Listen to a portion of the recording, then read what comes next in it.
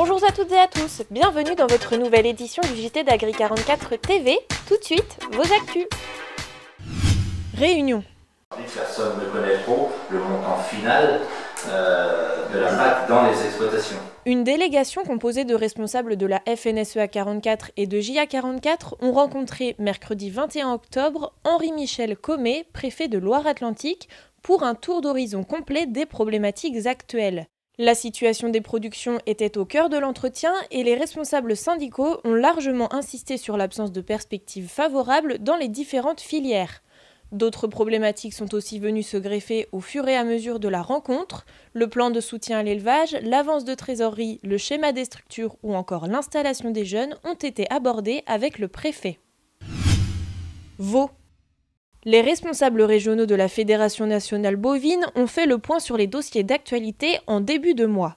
La section Vaud de la FNB est partie prenante aujourd'hui des travaux menés au niveau national sur la révision du contrat type, notamment concernant la rémunération des éleveurs. Le point de conjoncture réalisé a permis de constater que le marché du veau gras semble se redresser après un été difficile pour la plupart des opérateurs.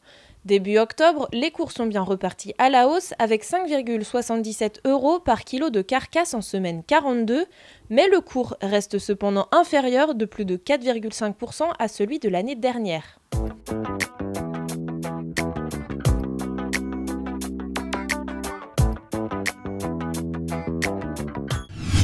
Charolais. 13 élevages venus de l'Ouest et 75 animaux ont participé au concours Charolais interrégional de Nozay qui s'est tenu le 9 octobre dernier. En plus du public habituel, les organisateurs ont souhaité en faire un événement attirant un public plus large, dont notamment les élèves de plusieurs classes des écoles primaires de Nozay. Chez beaucoup de ces enfants, la dégustation de viande grillée a été un grand succès.